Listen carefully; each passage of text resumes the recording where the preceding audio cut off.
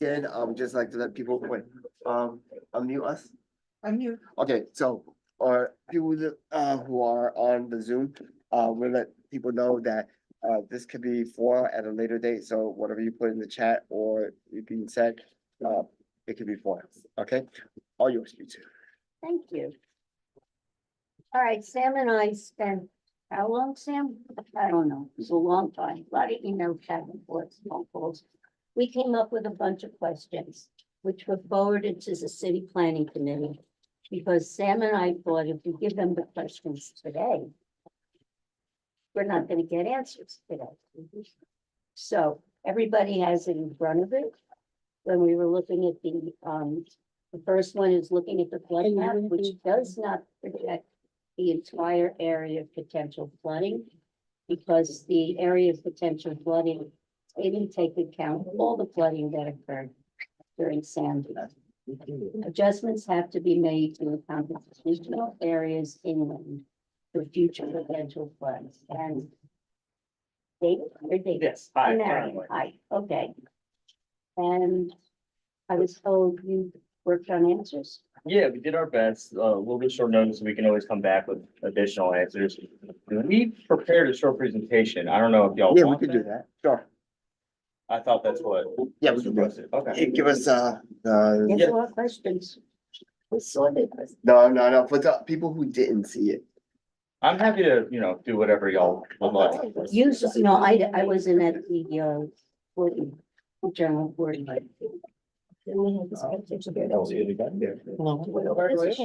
one do you want us to open? Okay, half an hour CHO, to watch Southbridge. No, it's like half an 15 hour. minutes.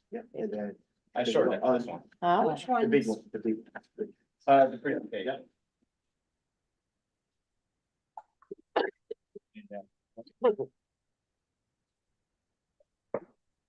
No,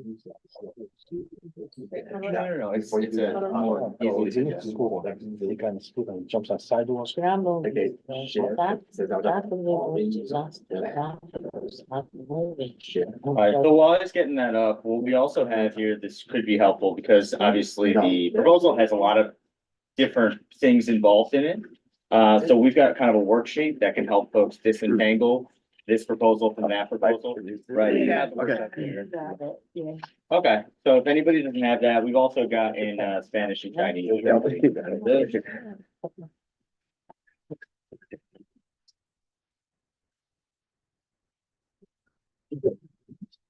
And I know there's some other things.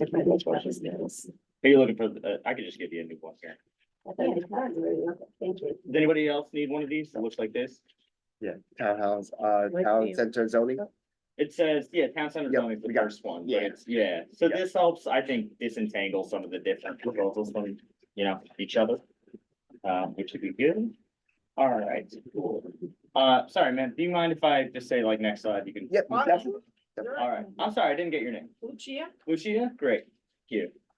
Okay, I can move through this quickly. I know some of you already seen it, but still want to go through. So I'm going to the next slide. This? All right, next. See if we can minimize that. There you go. Yeah. That's it. Okay. All right, I think we might have skipped a slide. Oh, back. Should be on number 2. There you go. Okay, so basically the proposal kind of sums up to this. We have a significant supply shortage, right, of housing. And at the end of the day, there's a lot of tools and a lot of items that go into housing. We'll talk about those. But one of the things that we just can't avoid is basic supply and demand. A lot of people want to move in New York City, but a lot of people would like to stay in New York City, and we don't have enough homes for them.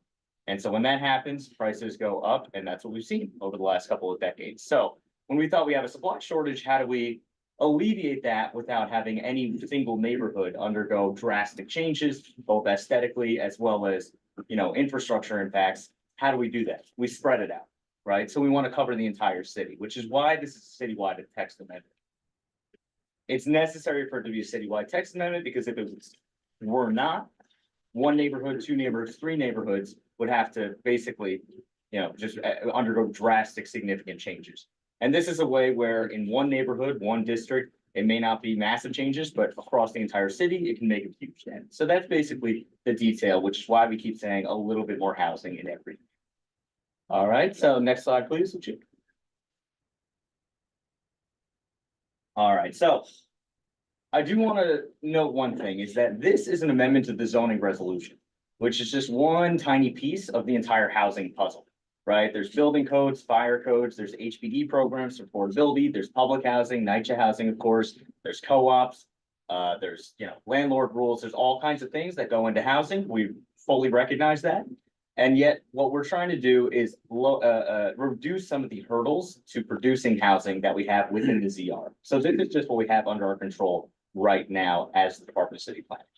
All right, and so you can see there's other tools to support people, subsidies and tax benefits, tax incentives, tenant protections. Those are all very important. And we as a city are still attacking all of those and doing our best to make sure that they play into a better housing picture, but we're just addressing the ZRs, right? Next slide, please. Okay, so changing our zoning can respond to the issues that we've got here by incrementally and gradually increasing the number and the types of homes available in every neighborhood across the city, right? So again, if each neighborhood adds a little, that helps add a lot to the housing stock overall without any single neighborhood experiencing dramatic changes or overtaxed infrastructure. All right, next slide, please. All right, so here's the overview right here, and I want to spend just a second on this map. What you see in yellow are what we're grouping in as our higher density districts, right? So those are R6 through R10 districts, right? What you see in blue are lower density districts, which are the R1 through R5 family districts. That's what we're talking about, our low and medium density. If you go to the next slide. There you go. So this text here is the same, but this is CD 13. So you've got a mix of higher density in yellow and lower density zoning districts. So I'm going to go over what each proposal is. First, in our lower density, we want to allow for missing middle housing. What does missing middle mean? Missing middle refers to two types of things. First, it's modest buildings that may be larger than a tiny single family home, but smaller than a big apartment building. And also it refers to the type of people who are served by it oftentimes, right? We've got a lot of programs for people, for low income folks who meet certain income criteria to get public housing and incentives. And then there's a lot of market rate housing that really wealthy people can afford. What about the people in the middle, right? Who don't necessarily make low enough income or that they are eligible for some of those programs for public housing or things like that, or low income housing, but they don't have the kind of money to reach what market rate is charging right now. A lot of these apartments that are built could be built under, our flexible zoning, but CHO could treat those people and help those people out who are currently being priced out, right? And so we've got a couple programs there that I'll go into in the next slide. And in the high density districts, which you can see in yellow, what we're really, what's the main push of that, of what's going on in those districts is what we're calling the universal affordability preference, or UAP, which will allow, I think we might have jumped ahead just a little bit. There we go. Right, so UAP will allow certain buildings in the higher density district to allow a little bit more FAR, a little bit more floor area ratio, basically about 20% larger than they already are, as long as that extra floor area is permanently affordable housing, right? So you can't just build higher to make more market rate housing that may be too expensive for folks. It has to be permanently affordable. We are lifting parking mandates for new housing. We're not imposing any parking maximums, but this is something that we've seen in several cities across the country and all over the world. And basically what we found is that DCP is very bad at efficiently predicting what kind of parking is needed. I will go into that a little bit later. And of course, there are other citywide actions that are going on basically in lower density and high density areas, such as conversions from vacant and underutilized non-residential to residential space, allowing small and shared apartments, and allowing infill on certain campuses. All right, so that's an overview. So let's go to the next slide, please. All right, so again, here you can see I know it's really difficult to see here, but what you can see is in the lightest blue there, you can see one family homes. Those are single family districts. In the kind of medium blue are the two family, and in the dark blue are three family. So if we go to the next slide, we can see that zoomed in on CD 13. There you go. So you can see kind of what is permitted there. And what we again want to do is allow for the creation of a little bit more housing by allowing some of these modest apartment buildings, such as what you may find on the left side of the screen. Something I want to emphasize is that these are buildings that are found all across the city today. Most of them predate the current zoning rules, right? So we're not really introducing a whole lot that isn't already present in the city already today. What we're doing is allowing things in the city that have been there for many, many, many, many years, even before the zoning resolution. A lot of these buildings are some of the buildings that people love quite a lot. They're very charming, but our current zoning rules are actually make these non-compliant. They're kind of grandfathered in. Let's go to the next slide, please. So getting into the nitty gritty, here's some specifics. So town center zoning, these will be applicable in low density districts, that's R1 through R5, with a commercial overlay above them, right? So in some of your like neighborhood, Main Street USA kind of places, you'll have a low density district with a commercial overlay. So if you go to the next slide, we can see that in CP13 on the map. There you go. So not a whole lot of applicability here, but still a little bit.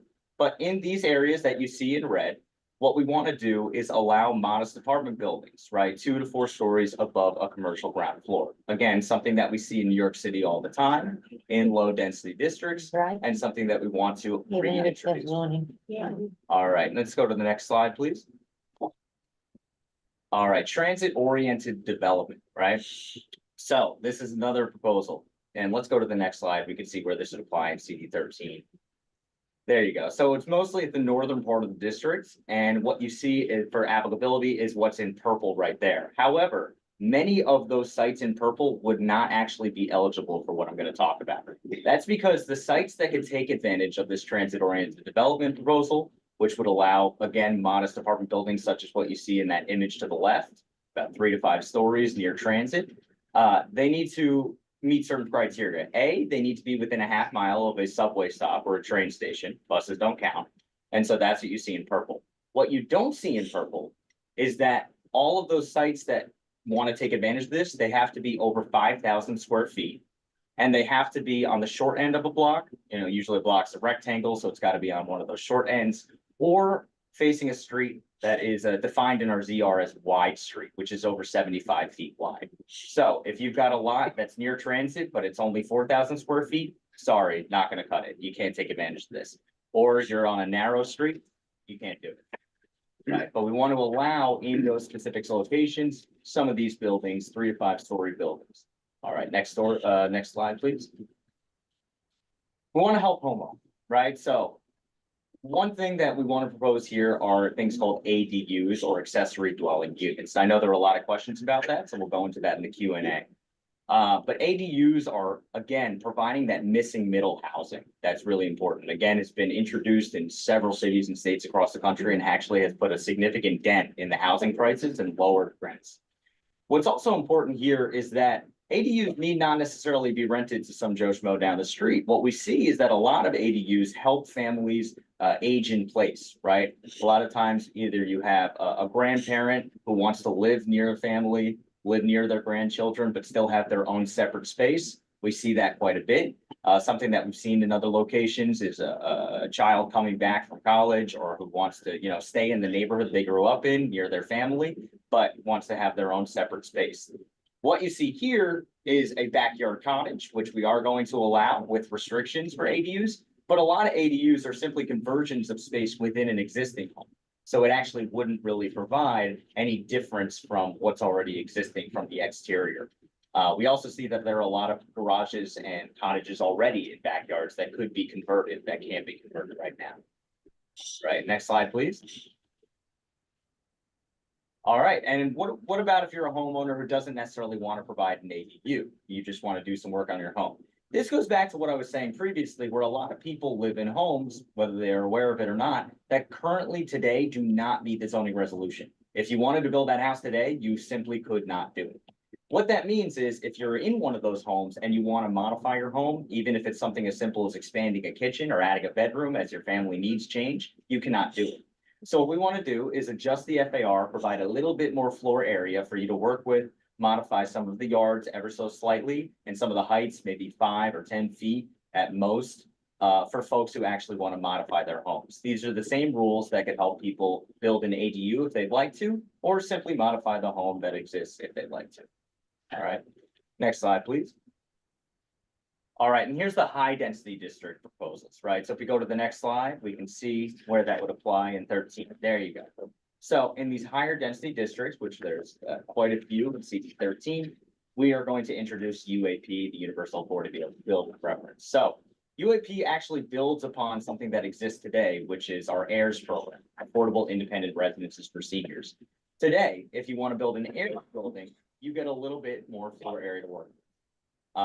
If you want to build affordable housing for seniors. Our thought is, why not just allow that for affordable housing for everybody, including seniors, right? And everybody else who needs affordable housing. So we'll allow a 20%, roughly a 20% bump in the existing FAR to, as long as that extra space, that delta between what's there today and what would then be allowed, is permanently affordable housing.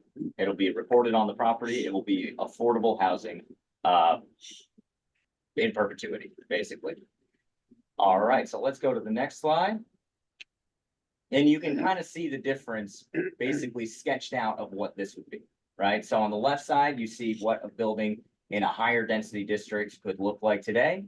And on the right side, with a slight bump in the floor area ratio, if they took full advantage of it, that's basically what you would see. So, you know, 1 or maybe 2 floors, I can't really tell from back here, but it's something that, you know, we think this really goes back to the meat of the proposal, a little bit more housing everywhere. We don't want to build 18-story buildings where there's currently 3 stories all around you. It's a little bit more of a bump. And you can see if UAB had been in place since 2014, we could have provided 20,000 additional income restricted homes, which really would have been a great thing. Next slide, please. Promise we're getting to the end. Adding parking and flexibility. I know that this is a controversial one. I completely understand that. I'll let you know where we're coming from with this one. The Department of City Planning is really bad at seeing exactly how much parking needs to be placed where. We're just not efficient. There's some things that the market is not good at.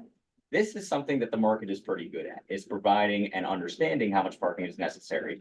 What we have with DCP is requiring parking minimums in places where there's transit accessible. A lot of people may not have cars, maybe not in CV 13, but in other areas of the city, folks may not have cars. And so developers are forced to build oftentimes subterranean parking lots, right? They have to build all this parking that goes completely unused. It's expensive to build that parking. And so what do? They capitalize that into the rents, which means if I live in one of these buildings, I got to pay for parking, even if I don't actually use it, right? In other areas that are not near transit, there are places where folks tend to build way more parking than we even require them to build. There's significant, you know, examples of that Not here. off the top of our heads. Not Maybe here. so, well, we can find examples, I'm sure. But what we've seen both here and again in cities across the country is that folks are still developing parking because developers want to make their money. Developers are not going to make money if they're building buildings with no parking in places where people need parking. If I have a car and that is a, you know, no moderation in that, I need to have parking for my car, I'm simply not going to pay my rent in a place that doesn't have parking for it if I'm not near transit. Right. And so we have significant examples of folks overbuilding parking, which speaks to our minimums not really being necessary or actually doing anything. Right. So that's our thought behind it. And we're really wanting to prioritize housing for people over housing for cars. Right. Parking is still going to be permitted. Actually, if we go to the next slide, we can go over this really quickly. We are not proposing parking maximums, which is something several other cities have done. Parking maximums do exist in the Manhattan core today. Those would not be expanded. That's still the way that it is. There's no change in on-street parking regulations. Those are just as they are. It does not change off-street parking regulations for commercial or industrial buildings. Those requirements will maintain exactly as they are. It doesn't put any maximums. And it doesn't remove any existing parking. If you own property and you say, you know what, I like my parking, great, keep it. Nothing's going to change. In fact, if you're the owner of a multifamily building and you want to remove parking, you need to get special permission from the City Planning Commission. Right. All right, next slide, please.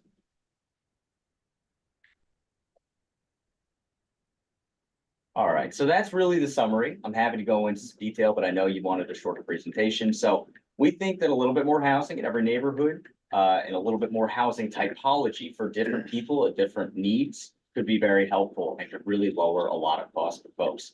It could significantly affect more affordable housing construction, put less pressure on gentrifying neighborhoods that are really being hit by the housing shortage the most, right? End exclusionary zoning in low density areas and build more sustainable transit oriented development, which is also, you know, a really good green initiative as well. Next slide, the last slide is just the timeline. There you go. Sorry. The one, there it is. Yep. So that's just the timeline, right? So basically what we're doing is recommending that folks get their proposals and their recommendations in by whenever you go on recess. I think technically you'll have till July 8th, and that is a guarantee that if you submit something by July 8th, the City Planning Commission will see it. You can see the City Planning Commission is going to have a public hearing in July. We'll get that specific date to you as soon as we know it, but it is going to be in July.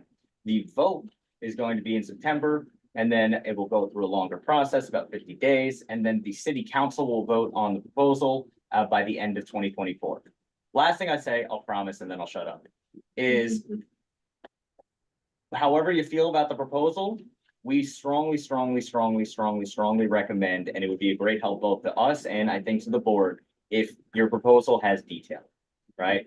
You are free to submit a recommendation that is just a big yes or a big no in bold letters with no detail. However, the city's going to exist after this proposal. CD 13 is going to exist after this proposal. We're going to continue trying to plan and alleviate some of the problems that CD 13, you know, that y'all talk about. And so the more detail that you put in this proposal of we hate this because of this, we love this because of this, all the detail that's in there helps us really understand how we can be better partners in the future. So that's the last thing I'll say. I appreciate y'all, and we're here to answer any questions. Your turn. You wanna go, how you wanna organize? So one by one or Do these, or you wanna do ours? anybody have No, questions? not I have the- a- Oh, okay. please. Oh, Yeah. And I okay. have a question. Okay, And then I have a. Particularly in the bungalow area in Brighton Beach. Mhm. Okay? The infrastructure there isn't quite up to par. They have 6-inch sewer water lines over there. So don't you feel that there should be infrastructure first before you talk about the housing? So it can accommodate the housing? I understand. So what we did is we completed an environmental impact statement for this. And what's involved in the environmental impact statement, which is, I think, one of the largest environmental statements that we've ever had, if not the largest, I think. Yeah, I think it's the largest one we've ever had with in-depth research. It basically looked at the delta between the existing conditions and what could be and what's most likely to be actually been built after this proposal, given all the details that's in there. And Luisa, correct me if I'm wrong, my understanding is that what we did is we found that between the existing conditions, which we understand are not excellent, right? We understand those issues are definitely real. And what would most likely be allowed here are either minimal impact, which is the result of spreading the development across the city, as opposed to putting a ton of housing in one specific neighborhood, right? The reason that we found there to be minimal impacts in most categories is because we're spreading that housing around. In fact, I think what we mostly foresee is maybe, I think I want to get the number right. I think about 4 units per acre or something like that over 15 years. I need to. Yeah, something like that. And I think I have the details here. And so the environmental impact statement, which is public, it is dense, but it is public, and I'm happy to sift through some of it, does speak to that condition of the difference between the existing conditions and the proposed are proposed to be minimal and something that can be Yeah, accomplished. the EIS, did it specifically look at the No. bungalow area Of course not. The How could EIS, they? or just generally? Don't flush the toilet. yeah, so the EIS identified different neighborhoods, right? So the EIS identified different neighborhoods. I mean, it's insane. The EIS identified different neighborhoods that That's why I have said more this is a waste of time. development, right? And development patterns and similar existing infrastructure conditions as well, my understanding. Right, and basically saw what the projected development would be as a result of this. Bless you. Citywide, What the, citywide, Citywide. yeah, citywide. I'm sorry, yes, but Oh, no, neighborhood okay. as well. right? So that's what I'm saying. What do you, I'm sorry, what do you call a neighborhood? For example, give me an example, what do you call a neighborhood? What do you call a neighborhood? And we have community board 13, okay? What do you call a neighborhood? Is it the What whole is the- community What board? is what is the definition of the neighborhood? Oh, I can get back to you on that. I don't have it off the top of my head. Okay, Oh, there's a definition. what is Right, the so- definition of a Because we have neighborhood? like, what? Okay, wait, okay. Yeah. So, Jeff said exactly what I said, 2 weeks ago when we had a full board meeting. Before city is coming with such a massive proposal. So now I understand what kind of environmental study we have across the city. It should be infrastructure update. When city decided to, come up with mandatory inclusionary housing, which we are victims in on Surf Avenue. At least some kind of infrastructure update was done, but only on Surf Avenue, So it's not only Brighton, if we are talking about Community Board 13, it's also parts of Coney Island, and we are being flooded every rain. Okay, also, I really don't understand, maybe it's also part of environmental study. There are different parts of the city. For different zones, I'm talking about flood, okay? I'm talking about flooding. We are little peninsula, okay? Really little peninsula with enough new apartments coming in even before this one is awarded, and people would have opportunity to bring more apartments. So I really don't understand how any kind of housing, I agree, we need housing, okay? But how come we are talking about city-wide proposal with the same rules for each and every part of the city, I believe, except, correct me if I'm wrong, legalizing basements, but everything else applies to some zones. They were never flooded during the hurricane, and zones that affected not only by disaster, but heavy rain. So you're coming to us, asking our support, and most of us and people who are listening to us, we went through national disaster. It's not only Sandy, which is well known, it's also Irene, if everyone remember, and God knows what's going to happen this year, because each and every scientist predicts very bad hurricane season. So, Private houses. and all the private all got houses. flooded on the So I really don't understand what is the meaning of citywide proposal. What is the meaning little impact across the city when we are all different? We are all different. People, some people in Bronx or some people in Midtown Manhattan or some other areas, they have no clue we have Sandy. People lost apartments, we lost houses, people were without water and on and on. I have a lot of questions.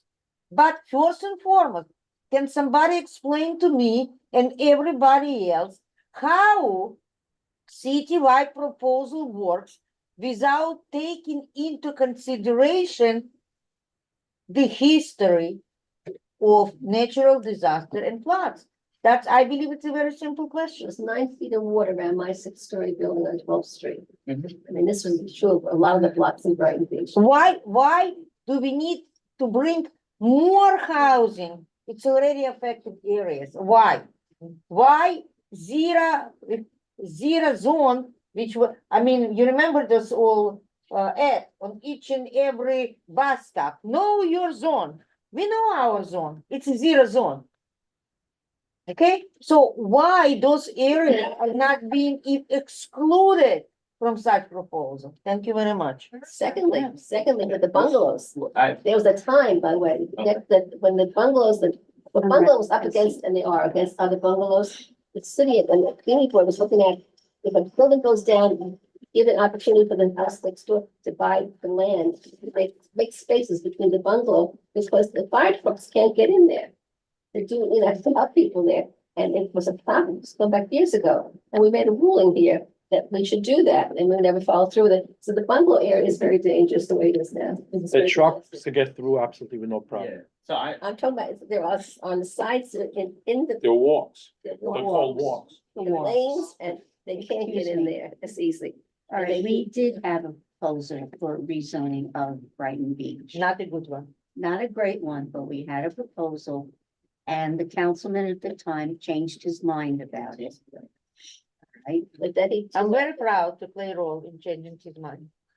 very good. But he Yeah. came to a committee meeting and said one thing, and then at a full board He meeting, woke up. Because nobody explained, I'm sorry, I will take one more minute. Because nobody explained to community board members the definition of R4A, okay? You know, all right, may I don't want to infringe on conversation. all right.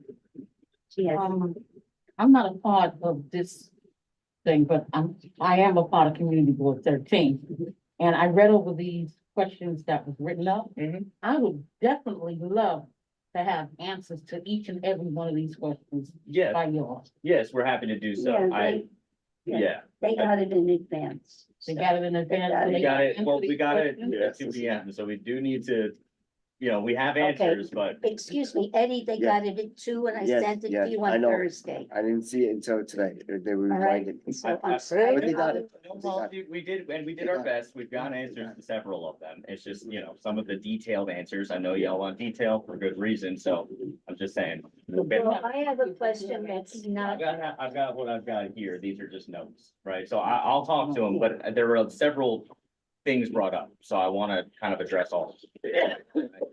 bless you. Bless you. So the first question brought up is, I don't wanna summarize incorrectly, but why more housing without consideration of flood areas? yes. Is that the question? Yeah. There was. Why more housing in flat areas? Not without consideration. I strongly believe conversation took place and most probably some concerns were voiced. So after those concerns were voiced and conversation took place, I'm just simply asking, why bring more housing to flat areas? Understood. Without building any additional evacuation roads, without building any new shelters, without Not new shelters. Not new shelters, but you're saying like, okay, wait a minute, All right, I'm not the talking nearest about only shelter is shelters. FDR, correct? Yeah, it's FDR, Yeah. but without even I know it's Army FDR. Corps of Engineers and other agencies coming with this study. There is no study yet completed since 2012. So how we can bring more housing to fully unprotected area? I'm just. No, I'll allow you to speak, I do want, No, I know. that was a question, so I I want want to to. know how we feel, because after Sandy, there were meetings, the state brought us all together, different places that have meetings, and we talked about what we had to do, get us back on our feet again, and like I said, it's nothing, Nothing is being done. nothing happened, Understood, no changes. understood. Okay, what they're talking about, just for your own, the nearest shelter in the event of a flood is FDR High School, which is on 60th Street and I think Bay Parkway or 20th I Avenue, couldn't get out of something the like building that. to get to them. Huh? I couldn't get out of my building, I was locked in my building for 4 days. We couldn't get out. Oh, you mean, yeah, well, we had. Can fishing we go just up. go on the subject? Yeah, can we Yes, all right, All right, get some answers? Do I- would you like me to respond to? Sure. Okay. yeah. So there was a lot actually brought in when it comes to flood risk areas, right? Including and especially Coney Island, right? There are several flood risk areas around the city. Those were all taken into account. So you're right that ADUs is where it becomes most prominent of that difference, right? None in the coastal and special coastal flood risk. We looked at the 100-year floodplain, we said no basement apartments there. So that's the first thing. But in addition, if we were to bring up the presentation, you could see the actual applicability of a lot of these proposals are a little bit further from the water, right? So for instance, a lot of these proposals, the town center zoning, which are only applicable in those red areas, I think that you saw on the presentation. I don't know if we could bring that back up. It would be difficult, but if we look at the applicability of these proposals, that's what we're saying is, yes, the existing issues that you have are very real. Neither we at DCP nor anybody else in the city is denying that those are really big problems. In addition, housing affordability is also a really big problem. So how do we kind of square those circles, right?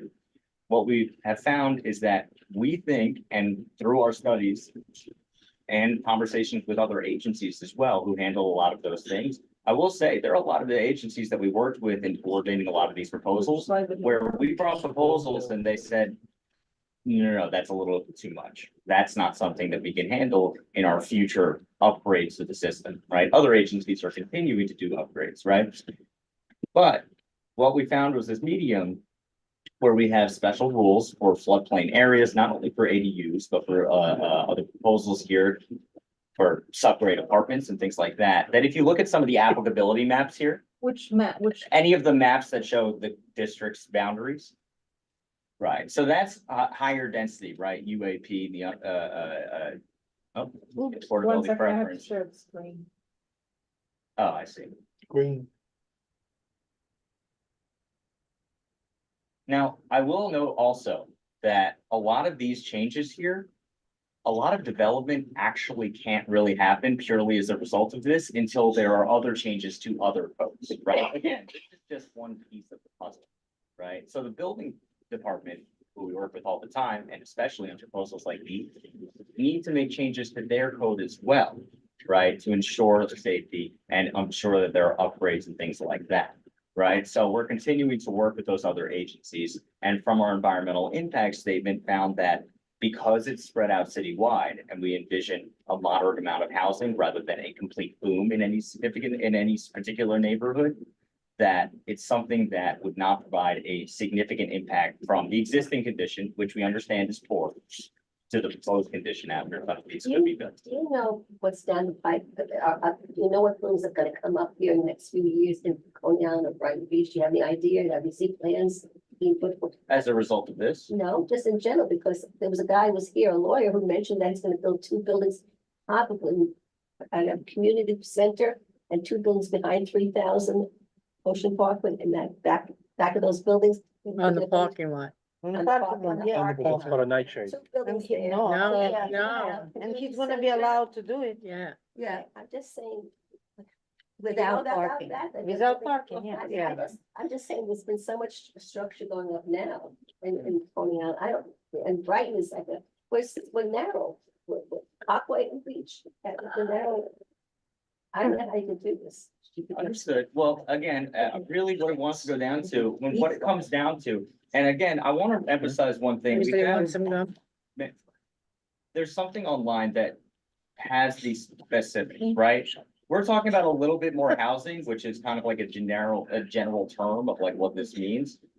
Yeah, I'll focus on specifics, right, of like what this actually means. What we have, I think we'll have it here. I could scroll up there later, but what we have as well online in our illustrated guide, which I can actually pass around for folks, is the actual numbers of like what could be constructed after this. And really what I want to emphasize is how moderate a lot of this actually is, right? This is not, I gotta find it among all my stuff here. Where could we find it? It's online on our website as well as, yeah, There's so much on your website. there is, and here we go, I can pass this around. So something that we've got here is, for instance, the town center proposal, right? This proposal for, commercial overlays, which is only applicable on a couple of, streets here. Right. Question is, well, what would that accommodate, right? Is it gonna go from, 30 feet to 80 feet or something like that? No. You could see the actual numbers from the base height to the proposed, right? The current situation to the proposed. So I'm happy to pass some of this around. Can we And get this a is- copy of it? Eddie, can you make some copies? Yeah, we're happy to make as many as you'd like. But you hear those numbers citywide or for each Yeah, community? This is no, these aren't numbers of projections. what these are numbers showing what the regulations are now. You own property, right? And you want to build it. Here's how big you can build it today. Here's how here's how big you could build it if this is passed, right? It's like, you know, kind of Okay. right there in front. And so what I want to emphasize is this is not a proposal that brings more towers. Right? This is not a proposal that brings more towers. Actually, it kind of does. How See, so? let me tell you, only my opinion, maybe correct me if I'm wrong. You got a big piece of land. I got two options, but 12 small houses or two huge towers. I built huge towers, which means 12 small houses or two huge towers. So why would I do two huge towers? To have empty land in between, then come back with the lawyer, say, you know what, we have empty land in between, let's use it for a tower. Did you understand what I said? Yeah. So, Maximize the space. one more time, think about this way, you have a But nice, if you, sorry, but our zoning, I understand, you're absolutely right, it depends on the zoning. The zoning in Coney Island, because of rezoning in 2009, in addition to this, we have mandatory inclusionary housing in Coney Island. I'm sorry. Я перезвоню. In addition to this, Brighton today is R6, which is good enough zone to build up. Okay, we do have some, like we call low density at Seagate, okay? And the little part of West End, we are talking about Bayview and something, most of the area is R7, some R7X, okay? Some R7E, R6, and mandatory inclusionary housing. So actually, the saying depends on the zoning does not apply to us. Our zoning is good enough to build up. And even before this proposal comes in, how many 2,000 more apartments are coming in because of the mandatory inclusionary housing, because of some URLs that were even though voted down by Community Board 13, but they were brought up in City Council. So we are asking today how much more we can handle. Okay, and when I see any kind of housing proposals, meaning people need housing, correct? Correct. People need place to live, okay. But people do not live in desert. We need schools, we need medical facilities, we need after-school programs, and on, we need supermarkets, and on and on and on and on. I don't remember seeing any kind of proposal coming from the city or Europe from developers saying, great, we need housing, we're gonna bring 2,000 more apartments. What about schools? What about not infrastructure under the ground? What about infrastructure we have above the ground? This is, and everyone is concerned about it. You can put as many apartments as possible, but maybe that's my Soviet experience, because when you had plants, you had not only housing, you had school, store, and on and on and on. We don't see it here. And why go that direction? Why can't they do something like they're opening up Section 8 right now? They open it. Why can't you open it citywide for more people and support the apartments we have now? 100%. Put the priority there. May I respond? 100% agree. And again, I want to emphasize one tiny piece of the puzzle. If we could expand Section 8, if we could build more affordability programs, we absolutely would. We cannot. It's not within the Department of City Planning. What we are working with is Housing and Preservation and Development, right, who implements a lot of those affordability programs. What we're talking to is the federal government, which has a lot of those Section 8 regulations. What we're talking to are all these other agencies. And here's the thing that I will say, when it comes to affordability programs, which we agree are absolutely necessary, tenant protections need to be strengthened. We 100% agree with all of that. However, even if all of that happened to the nth degree and the best extent, we would still have a shortage of housing. we would still, there's just no way to addressing the housing crisis without addressing this piece of the puzzle. I'll go further as to say that HPD will work with them on, you know, you really gotta work on this affordability level, a different kind of program. And they'll say, why would we work on these programs if these buildings couldn't even legally get built because of your zoning issues? Right? There's programs, right? There's existing buildings right now that cannot be built because of the zoning. Right. And because they can't get built, they can't take advantage of these affordability programs. Housing in our area that should be monitored right now. Like that film that in the Bronx or whatever the old. Yeah, but that's, mean, it's an old that's building. the Different topic. buildings department. That's I'm different. not saying that's a debate, I'm just saying to have a city looks at the neighborhood, instead of bringing in more, you have to maintain what we have. We have to do both, I think. Well, maybe, but right now I don't see we have like empty lots here to expand on or going up on buildings and more. When those buildings are old to begin with. I didn't hear Well, that. that's, To have the stock is old and to go up on them. That's a different topic. Well, that's a different. different That's topic. completely It's all different. combined. It's But, all- well, we have and different it's, houses. but one thing you did mention is on the topic of old housing stock tends to not us, tends to also not be the safest and most up to date either, right? Whether it's in a flood or a natural disaster or otherwise. So allowing, again, I want to emphasize just a little bit more in new construction with some of the technology we have could also help with a lot of the issues that folks have. I want to make sure you understood what I said one more time.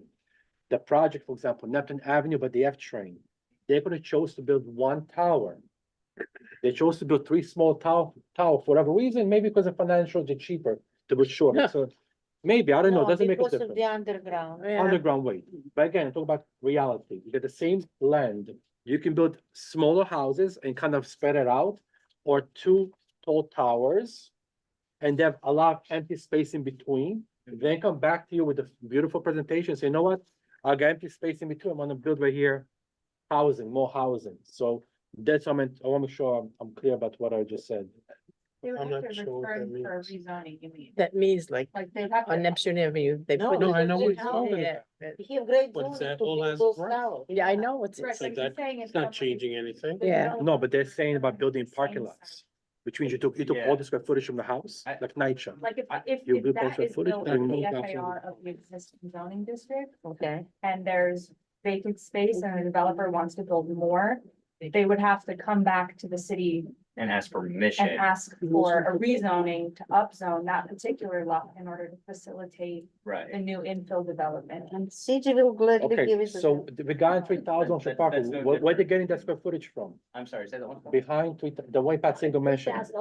Where's the square footage? They're We maximum. okayed it, it came to the board. No, he didn't. Too much. Yeah, now how do you think I found out about it? It came No, to he sent the email that he wants to do it, but he Very never. maximum. Yeah, but he never came Didn't for we- approval. That's certified. It wasn't It certified. wasn't certified, but yeah, but it's in, you know, He would like to. But did he say that a Oh, that's rezoning would be required? He in didn't order say, to- he just Okay. said, I'm making you aware, I thought we want to put a community room in. he wants to build a community center, building. I mean, we're happy We're to still follow up with that. I talking don't about- know the specifics. But I don't know. But that's still in works. That Yeah. was a dream that he was thinking of. No, it's nothing wrong. That's all. Whatever you want to do. But it's on a Okay, parking all lot, right, existing area. okay, all right, Well, one at a But time, we don't please. know, right? Like, we don't know what that building is. We don't know if they need, I'm happy to follow up with you on that, but I don't know if that's just an as of right thing, so I don't know if it's related to. It is. As of right. It is, as It of is right. as of right. It is as of right. This building, I think it diminishes some of that quality, like people in here already. Okay, I'm happy to speak to that as well. I don't know. Look, the bottom line, it's still, I think the last report, there was a 1.7% vacancy rate, okay? Which is the lowest it's been for, I don't know how many years, okay? And there are people that still wanna move here, but can't afford these new buildings. So the idea of this, if it is affordable housing, affordable for them, they'd have some other choices in places to move, right? Isn't that the basic idea behind it all? It's, well, I want to speak to that actually, may I? Because I think that's an important part. Say that again if you don't mind. What's never affordable? Rents on these new buildings, they're really not. affordable. There's two levels of affordable. There's one that I'm making too much money and I'm retired. And then there's the other one that there's no way in hell I can afford it. I want to speak to that if that's okay, but that's not a natural law. I think the fact that we can't imagine a world in which new construction actually is affordable speaks to the necessity of such a proposal like this. Right? There is a world. In fact, it's not an imaginary world. It's one that we see in cities across the world right now, in which they've actually recognized, you know what? We can't just stick with what we have and not build a little bit more housing. We have to do that. And in those cities, rents have actually dropped. It is possible. Wait, I can provide that evidence. yeah, where? I've had it. Austin, Texas, built a lot more. Okay, we cannot compare whatever is being brought from other cities or even other countries. And containers for garbage, that's the best example, brought from Barcelona, okay? New York is different. You cannot compare New York with Boston. We cannot compare New York with Austin. You cannot.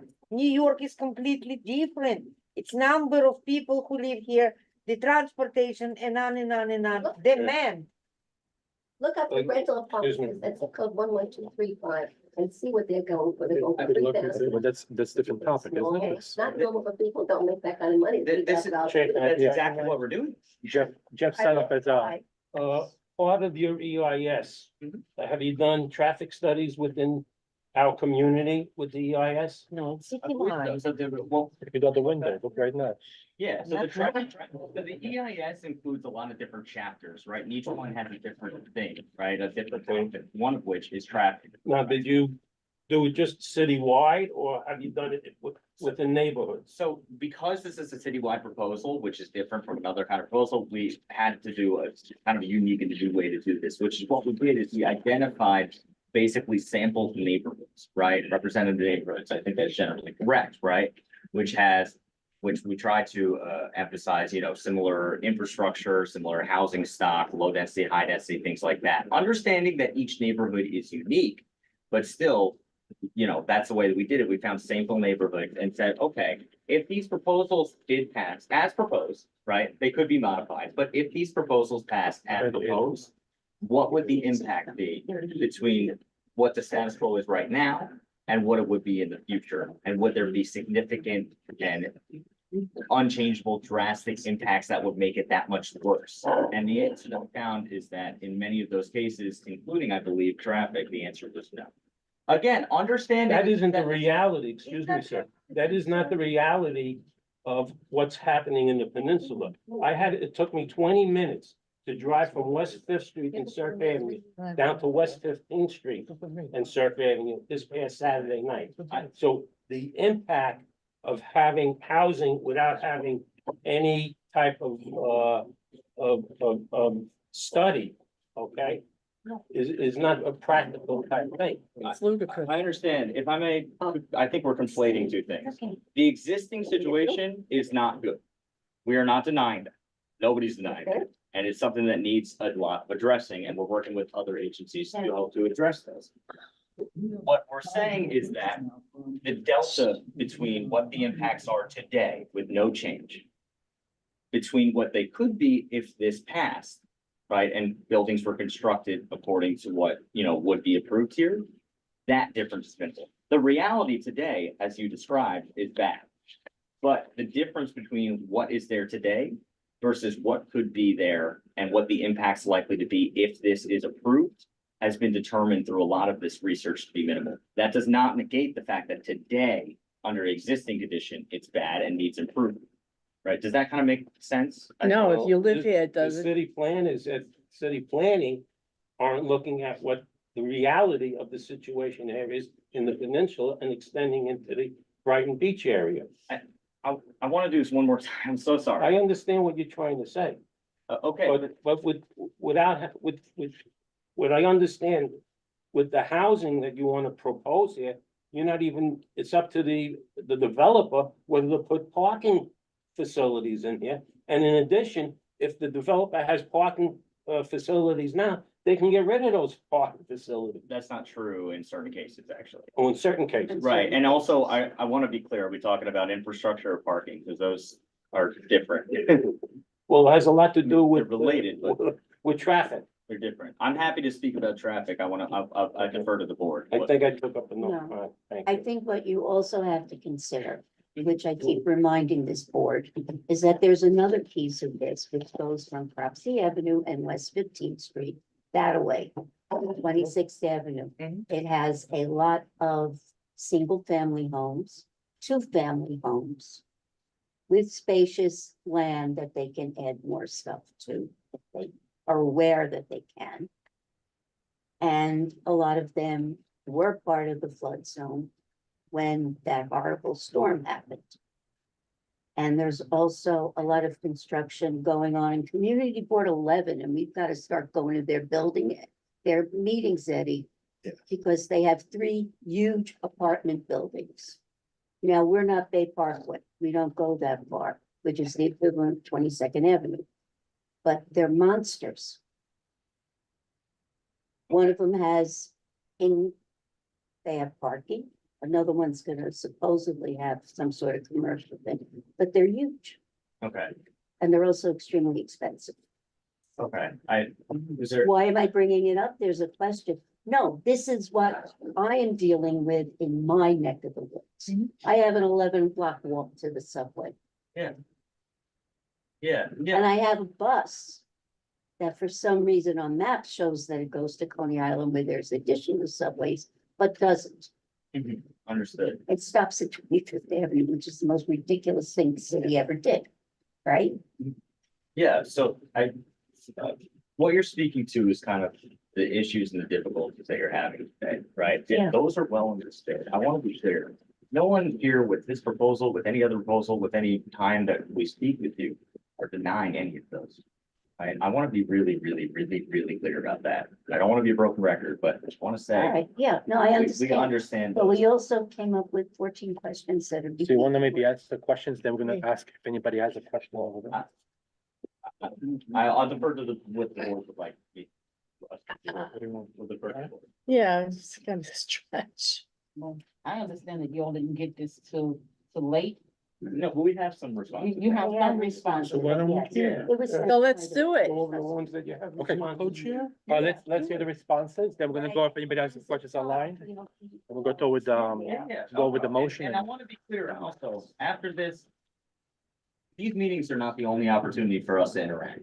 You know, we're happy to continue to be a resource. Again, do we think that, would we love for you to vote for it? Yes, absolutely. But what's most important is making sure that you guys understand the proposal, that you feel empowered to understand it and to make a recommendation. Right? So we're here to be a resource. All right. Okay, so first one, looking at the flood map, which does not project the entire area of potential flooding, adjustments have to be made to encompass additional areas inland for future potential floods, right? So DCP, as well as a lot of these other agencies we talked about, DEP, Maki-J, Mayor's Office. We're still working on those. Now, when it comes to the ADU proposal, and I think a couple of other proposals, what we did do is we knew that these would be things that needed to be addressed. And so what we did is we created an interagency working, right? That included all of these details, right? To ensure that ADUs and other housing is safe, right? Anything that could be built under this proposal. So we have the provisions for ADUs, which I've spoken about before, but I'll say it again. No ADUs, period, located in special coastal risk districts, and that no subgrade ADUs are going to be permitted in the 100-year floodplain, right? Now, this is something else I'd like to say is that other changes, right, including and especially changes to the building code about what's allowed here, either need to be tightened or changed or altered in some way to actually allow some of the proposals here to come to fruition, if that makes any sense, right? So we could legalize X sort of building here, but just because the zoning resolution allows it, doesn't mean that it could pass other codes, right? If that makes sense, right? And so that's one of the things, right? So they need to update their codes, and we're working with them to do so, to address stormwater, coastal flooding, all of those things. And so we're committed to making sure all of our data is up to date when it comes to floodplains and items like that. Happy to move on. Yeah, please. Yeah, please, Yes. please, Please. just focus, just, please. Yeah. Yeah. Yeah, Yeah, please. Right through. All right, whatever you can answer. the- sure, yeah. So, and did I give this, Eddie, you got the illustrated guide, right? Yeah, I mean, I don't have it on this one. What? But, what page do you want on the illustrated guide? The one I just handed to you, the packet? Whole calculator. No, I give it back, to you, Oh, did you? yes. Oh, I apologize. Yeah, you're telling me. Well, regardless, I can talk to it. So, next question, if the current residence is at the maximum of the FAR, how will an additional, or Yeah, how can? that's a an- typo from you. I Yeah, that's no apologize. problem. How can the additional development of a garage into housing be allowed? Will this result in bonus FAR or can it go beyond the current allowed FAR? So I took the garage into housing to mean an ADU. That's basically what yeah. So basically, ADUs are going to be accommodated. Well, some of them could be accommodated now if your FAR is high enough, but if you don't have the land and you want to build an, or the floor area and you want to build an ADU, what we're allowing is, again, some of those slight changes to the FAR that's allowed, slight changes to the rear yard and the heights that again are in the illustrated guide, which I can pass around. You can see the specific numbers. And what you could do with that is you can create an ADU or you can simply modify your home, right? So that's something that's there. So the district fixes of what we're calling it is like, you know, changing some of those FARs ever so slightly in the low density areas. And allow you to modify your home, whether those modifications include an ADU or not, right? Now, so nobody will be able to have a, like, you can't build a garage ADU that bumps up above the FAR. So I can't like build a new garage that says, oh no, it's an ADU, so I can go above the FAR. That's not true. The FAR is gonna be what the FAR is, which again is a slight increase. And then if you want to build an ADU using some of that, you can. The only exception to going above the FAR is where existing spaces, right? So there's a lot of, in the city, you'll see existing backyard cottages, existing, you know, detached garages, maybe not here, but in a lot of places. If you want to convert that existing building without changing it, if you want to convert that to an ADU, that's allowed regardless of the FAR. But you can't build a new ADU that goes above the Can't go, FAR. right. Does that answer that? Yes. Yeah. Great. So. We can, let's finish. Let's on the finish last- the question. Yeah, let's Ready? But not debate, it's like something I point out. I noticed that shul on West End Avenue built behind a house. It must have been built 20, 30 years ago. Was there more like this allowed? That was 30 years ago. Was that allowed back then? Right back then was allowed. Do the rest of the Number questions, three? please. Yeah, When it please. comes to specific circumstances, I'd encourage you to email us and we can do all the research. All right, a block of attached row houses with backyard space at the rear of the structure for an additional small residence would not be directly reachable by emergency personnel or vehicles. How is that going to be handled? Must you have minimum space between buildings to get to the backyard, et cetera? So, to get to, wait.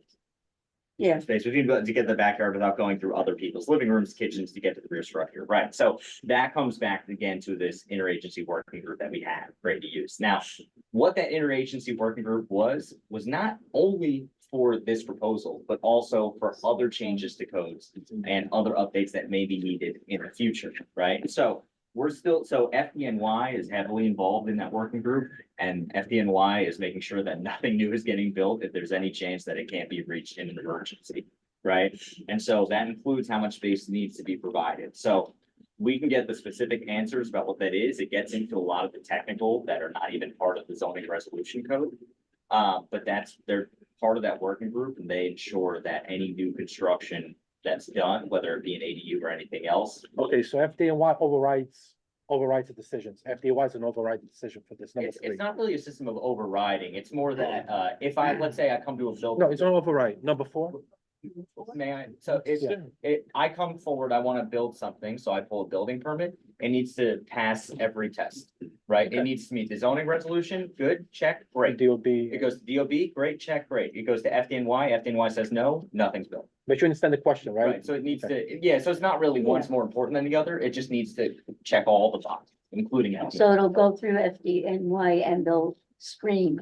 Okay. And hopefully the screens will be recognized. there's not access to like the the back. flipper buildings. Okay, But it's a usual procedure for a building permit, exactly. nothing new. Number four. Number 4. I spoke to somebody in the zoning division about this and they said that it only applies to like, it has to be a technology that can accommodate a 5-foot path. So if they're proposing. So 5 foot clearance. Yeah, 5-foot clearance order. And that's just one of the proposals. I mean, there's a lot of other things that come into there with that working group. All right. Number four. Okay, number four. Can we pull on Chris? No, Uh, One second. Why don't we go through it? Yeah, let's finish one, then we're gonna Yeah. go. who's- What happened? just, Just one question. Yeah, and then one leads to two and then three. No, Yes, Question the whole. yes, and can you guys hear me? yes. He's very loud. Okay. I hear every one you guys are saying, but there is one question that I have never heard out of the gentleman. You mentioned senior houses. God bless you. But just so everyone know, there are disability housing also. We need to make sure that it's also clear in the PowerPoint, because people who are disability or veterans also need those housing as well. So I hope to see more of their presentation. Thank you. Hold on. Excuse me, That's Eddie, that's Eddie. email them the. Email them the questions. All right, number They four, don't have the questions. number four. Oh, Let's them. proceed. Oh, okay. Them. Oh, okay. Okay, All right, number four. So will existing curb cuts for driveways be eliminated due to garages turned to homes or additional structures created for housing? We had that question already. No, we didn't. No, it is the idea. Idea was So no, not necessarily, right? So in certain situations, individuals or people need to park their cars in a driveway somewhere else on the lot, even if a garage or something is converted. So it depends on the particular situation, right? A garage is not necessarily the only place that people park. Sometimes people park behind their building or on the side, something like that. So not necessarily. All right. Beautiful. Number five. Number five. Please define the words legal basement, cellar, and legal attics. So we've got, so what I sent is a link that I'm happy to follow up afterwards that have those actual definitions, like the On specific. your words. website? Yeah, and I could send them, I could pull them out and send them, but it's a link that I have in response here. And then basically, when we say legal, so there's not a definition for a legal basement or a legal something. When we say legal or you find it somewhere, that basically means that the city knows about it, right? It's in the certificate of occupancy. It's in the plans or permits that have been filed at some point. It's not something that somebody in the house just picked up hammers and nails and did on their own, right? That would be illegal. And so legal, yeah. But I think what I was thinking about, a basement to me is more just a little bit below the ground level, where a cellar is below. That's what I was thinking. That's the way that it was in Was. a lot of the cases, or no, not, I shouldn't say was. I don't think it's necessarily being modified, but I do want to get back to you with the specifics on that. Yeah. Okay. For a basement, it has to be 50% above grade. Here, Yeah, 50%. so for a basement, in the zoning is considered something that is 50% above grade. If it's below, 50%, more than 50% below grade, that would be a cellar. An attic is defined as something that has over 8 feet of clearance, so that's how the zoning distinguishes between a basement and a cellar. Thank you. So those are. Yes. With these basement apartments, isn't it the basement apartments supposed to have more than one way in and one way out? Double egress. Because a lot of people. that's Double why egress. Right. A lot of people couldn't get Yeah. out because it was too much water and they didn't have another access to get out. So I thought that when they say, legal basement apartment, it has to have more than one entranceway in and out. Yeah, So you're right. legal basically just means that the city knows about it. So like, again, I know this is gonna seem like a digression, but I'll come back to it. Is, like I said previously, there's a lot of buildings in the city that you could not build today, right? Because they predate the code. Those are still legal, even though they don't meet today's regulations. Their grandfather. Exactly, right? Yeah. So I'm not necessarily like, I want to allow for that potential situation in which like an existing unit or something may not meet all of our codes today, but it's kind of grandfathered in as long as it's not a danger to the people living in it. So basically my answer is I don't know because it's. That sounds a little. Yeah, it still needs to meet health and safety concerns. The short answer is. That's a big concern because when we had Sandy, Right. a lot of people died because they could not get out. They only Yeah. had that front way to get out. They didn't have any other way to get out. Well, so to Luis's point, our understanding is even if you have something that's grandfathered in, it still needs to be habitable, right? And still needs to be safe, and that includes having 2 egress areas. If there's a situation in which there's a basement apartment with only one way in and one way out, it's probably not legal. And what that means is that somebody picked up a hammer and nail and created a new unit. Why did they do that? Because people are really trying to move into these places. And that kind of speaks to some of this proposal as well, particularly the ADUs. A lot of ADUs are being created now illegally. And those are not safe. They don't go through our process of fire code, building code, electrical, all this kind of stuff. And those tend to be the places where people are the most at risk. And so for providing for ADUs, like if we don't allow ADUs to be built legally, that doesn't mean they're not going to get built. It means they're going to probably be built with some shoddy construction that isn't safe for people. Right. And so that's one of the reasons behind the proposal. I know that was a bit of a digression, but I think it relates back to the original point where if there's a situation where there's only one way in, one way out, something that doesn't meet our codes, it's not legal. And a lot of people are creating a lot of those. Well, a lot of people are creating those because you have so many people that are coming into the area that don't meet the standards, even with them opening up the thing for section 8. My granddaughter put in, she has 2 kids. They told her she gotta make $60,000 in order to put the application in itself. She doesn't make $60,000. For what, for section 8? Yeah, for the No. application that they just open up. Yeah. Requirements? We're doing it. Look at the Okay, requirement. Okay, but let's All right. focus, Yes. number 6. Number 6, with the new zoning brought with the city, yes, and people have businesses in their garages. So what I The economic part. yeah, so what I took from this is for zoning for economic opportunity was the second text amendment. Y'all all already know about that. One of the provisions was slightly allowing a little bit more flexibility for home-based businesses, right? Previously, you could only have, I think, 1 other employee besides yourself there. Now you could have 3 instead of 1/4 of your I apartment. think now it's with the city council. Yeah, they kill it, Oh, yeah, right. So it's still city 49. council kill Oh, it. yeah, so one of the differences, again, a minor difference was instead of a specific number, like 500 square feet of your home, we changed it to 49%, right? So your home is predominantly a home. And then if you work from home and you operate a business out there, that's fine as long as it's predominantly a sleeping place, a place for living. So the question is, can people have these in their garages? I took that to mean if you build an ADU in your garage, can somebody in that ADU have a business? Is that Is generally that the what we were question? thinking about? I get it. It was Well, a long time ago. I guess so, maybe just. Yeah. Yeah, we were just curious if we could Okay, have. yeah. Okay, let's move on. So, yeah, so I mean, an ADU after it's constructed is essentially a unit. It's an apartment. Right? It has, Residential. what's, It could be. right, it's residential and it's, Or it could, and if it's residential, it can be.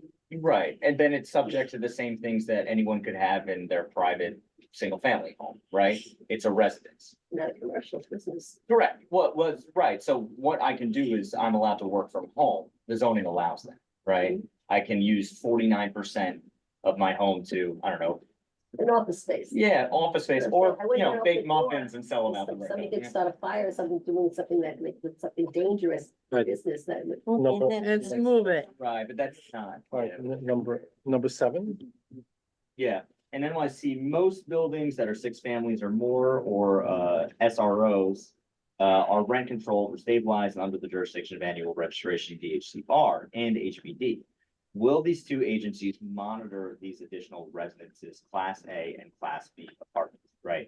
So what we want to do is we want to create a pathway. This was not in the presentation because I truncated it. I can.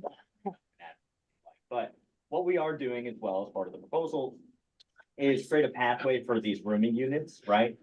Including income restricted affordable rooming units and some market rate rooming units, right? So just the units overall.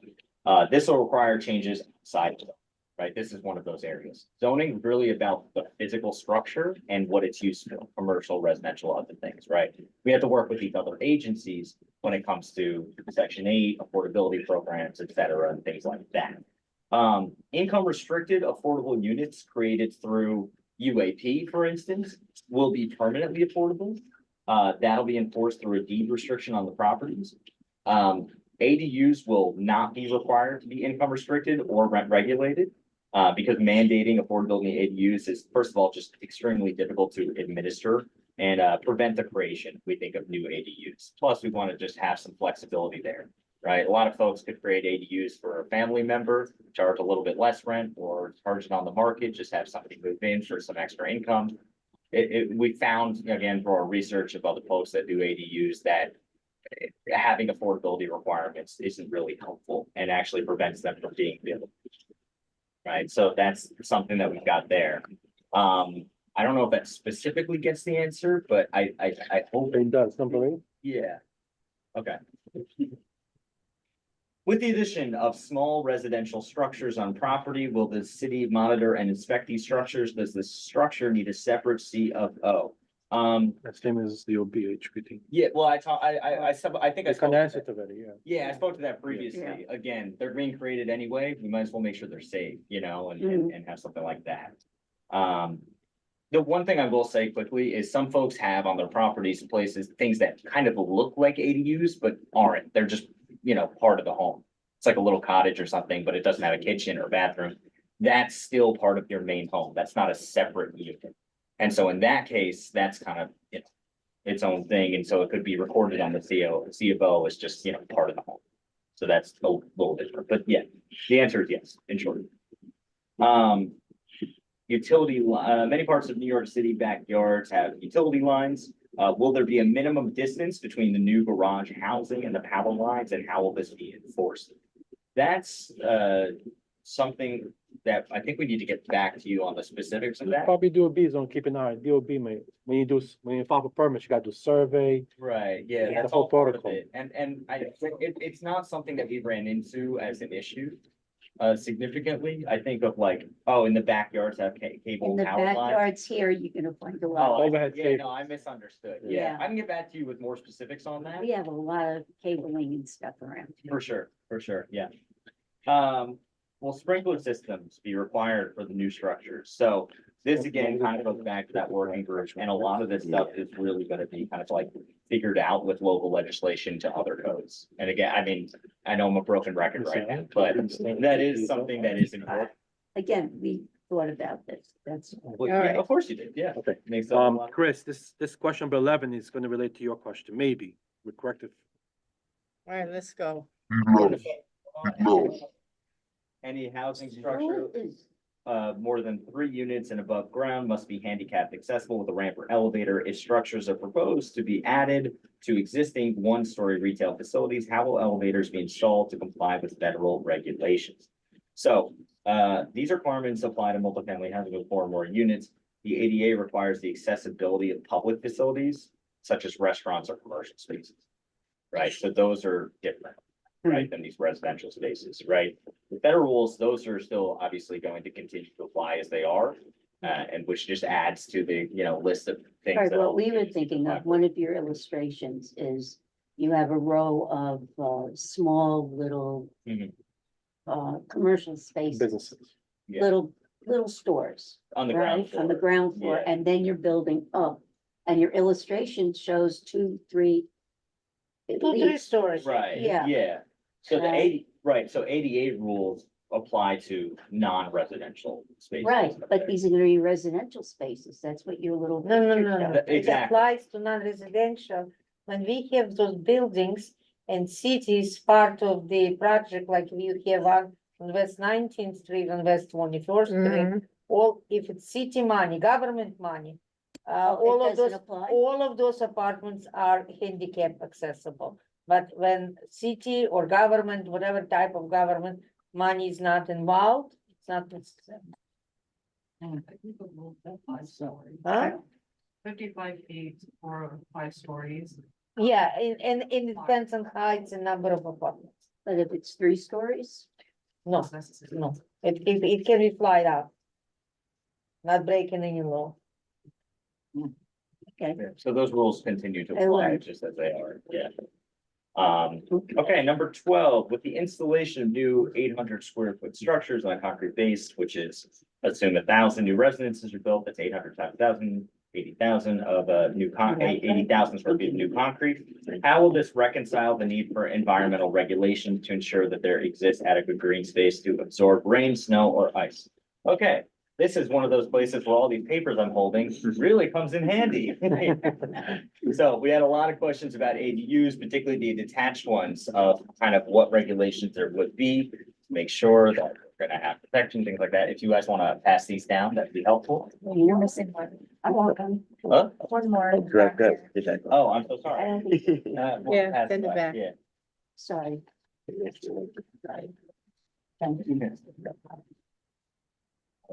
Focus so much on that. Excuse me, I have a question. Now my hand is up. Okay. Who is that? Number 11, Who I is it? believe. Go ahead, Chris. Okay, yes, Chris. Yeah, Yes, I didn't know if you guys heard me, but I need to be clarification that I need to hear some of you because there's a lot of mumbling and jumbling, but I'm having trouble hearing you guys. And I would appreciate if one person speaks and I can hear him because a lot okay, of we're gonna do I that. want to hear. But the second thing I'd like to make clear, I want to make sure we heard on the record that accessibility housing is in that category too, please. I did ask that question. I waited to come to this meeting to do it there, not at the full board. A promise was made. Sorry, can someone clarify? I think he's looking for accessibility and everything. Oh, He's a big. Federal law, I mean. right, so But that's the law. yeah, I hope you can hear me here. All federal laws for ADA accessibility, anything like that, none of our city rules, whether it's a zoning resolution or anything else, can supersede that. So all of those regulations will certainly remain in place. Nothing can be constructed that violates any of those ADA or accessibility laws. You Thank got you, your answer? but let's also make clear that some of these houses that are being built, just to make it clear, because we do have the BP here, we need to keep an eye on some of these when they build to make sure they are, because I'm seeing they're not, and they do get stopped. And it's not, we just need to keep your eyes open.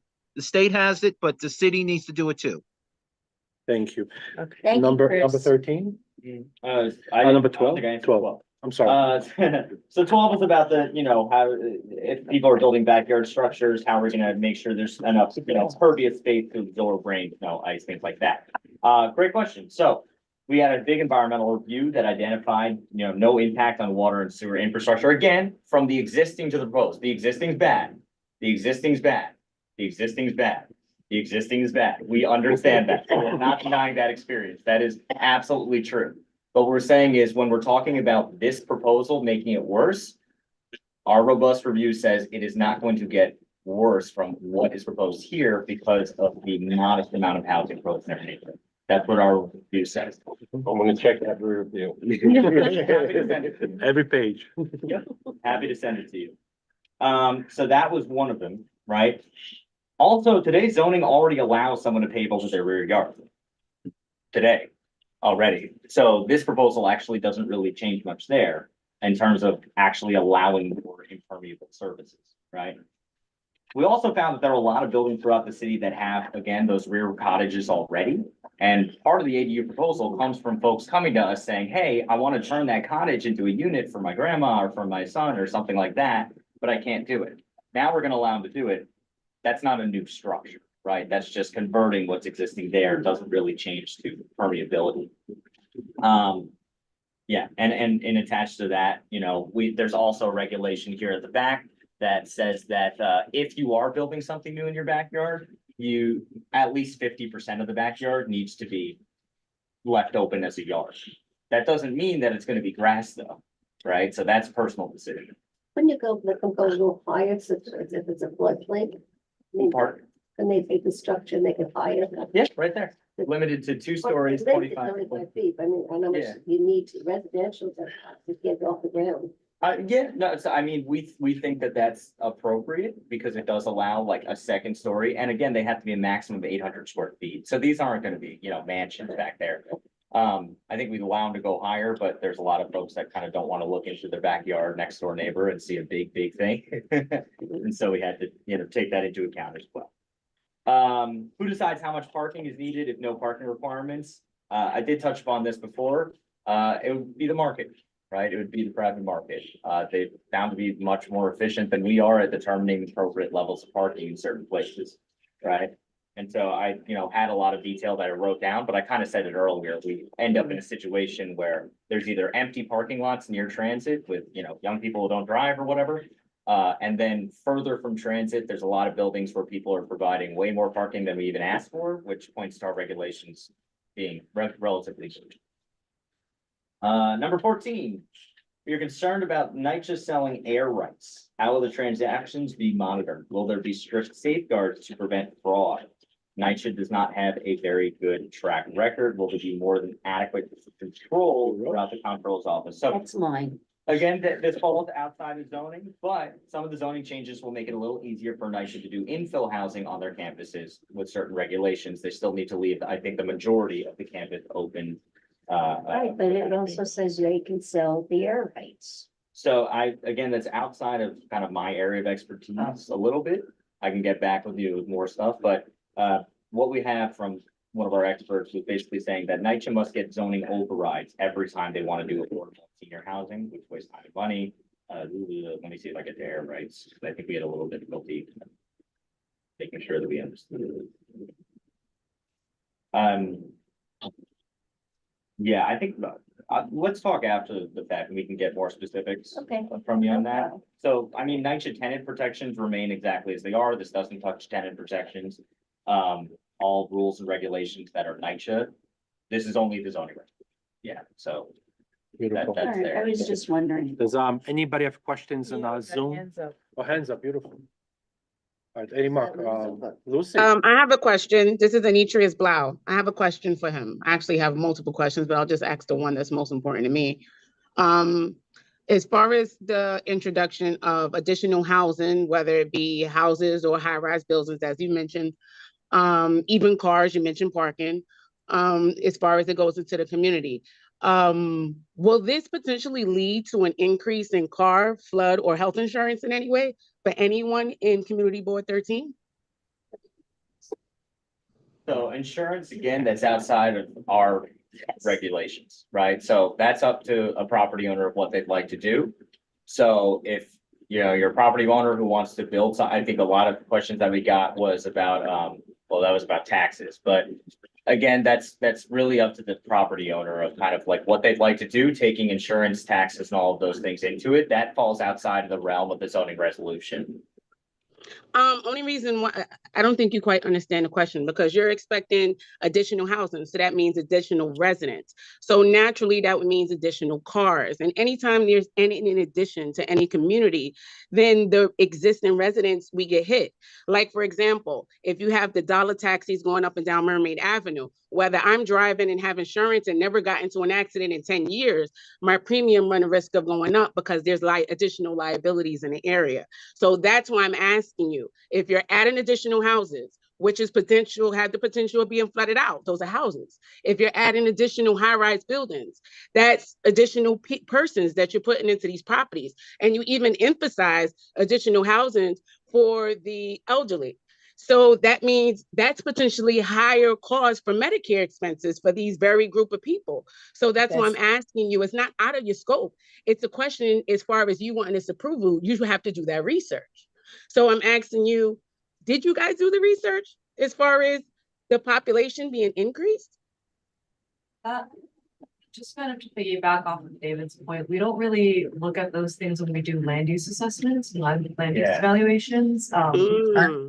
We were talking about the implications of something being constructed or built, but not necessarily like the physical makeup of the space, but not necessarily these more abstract financial implications. For example, insurance implications that might not fall under the scope of. Gotcha. So basically, we don't really know if this project will be a financial liability for the existing residents within Community Board 13. Right. In short, no. Gotcha. Okay. I have another question. I'm sorry, real quick. So because we're doing this, if this is approved, the city of Yes anticipates putting new developments, so on and so forth. Do you guys have an idea of approximately how the population may increase over the next maybe 5 to 10 years in this area? We have general estimates from the environmental impact statement, so I can get that to you as soon as I can, right? It's a text, so I'll sit through that and I'll send that to the community board. Perfect. And on top of the increase in population, did you guys incorporate, since we have Stillwell Avenue with 4 major train lines as well as bus routes, did you guys incorporate in any way, add in any additions to those schedules? Oh, incorporate adding new bus lines or train service? Absolutely. Additional buses, additional people, additional trains. So Yep, was that even mentioned? Yeah, that goes into, again, not within our realm, but that goes into the working that we've done with other agencies, right? So we're going to other agencies with our working groups and saying, hey, we need a little bit more housing. And in addition, a lot of these people are going to need added service. So we have conversations with MTA, DOT to make sure they're aware of that. And they're, making sure that they're updating that and taking that into account. It's not something that we legally have the authority to do within the Department of City Planning, but it's definitely taken into account. Gotcha. And do you guys have the authority to fill us in on where you are with those situations? We don't even as far as the community board goes, or we just have to wait and find out? I'm sorry, I don't understand the question. You said you speak to those, you just said you speak to those agencies. You guys are speaking to different agencies pertaining to the questions that I just asked. And I'm asking you, are you at the liberty to disclose some of those details, not in length, but disclose some of those details of progress with the community board that's going to be affected? No, I'm not. Gotcha. Okay, thank you. Thank you. Lucy? Okay, Oh. after Lucy. After Lucy. We had another question there. I think we're. People Oh. Well, you sound pretty, you sound pretty. Maybe, No. maybe the voice. We can hear you, but you're lagging. I'll be quick. First of all, I want to give police those questions because they are valid. I just have a simple. Okay, Lucy, maybe you can text it for, Lucy, text it to you're not Betty, 'cause it's, understanding. She's not gonna understand anybody if everybody talks at the same time. Okay, Thank you, Michael. Lucy, What can about you, now? there's a problem with your audio. Can you text the message to Eddie? And then he can relay it here. thank you. Right, Michael Russo? Anybody else? I see Michael Russo over there. Anybody else? Yeah, Meany? Oh, Michael Russo, yes. I'm here in body. Spared another question. I saved your seat. In listening to this, all these things that we want, is it gonna bring in, this says that they're not adding any infrastructure, it shouldn't affect it. What about the, extra police coverage, fire department coverage, health department coverage, hospital coverage? You bring in all these new things into the city that seems to be overpopulated already. I know we're trying to make it easier for people to live. This is a tax amendment, like the casino tax amendment. We're gonna say what we want, and they're just gonna vote it in anyway. Thinking of everyone just has to affect. Yeah, I heard the concern about infrastructure. Again, I want to reiterate kind of what the environmental review did, and I'll send it to you in full. Question. I don't know. I had another question, but never mind. Go ahead. Let's finish with Michael Russo, then you're gonna. Okay, yeah, Meany?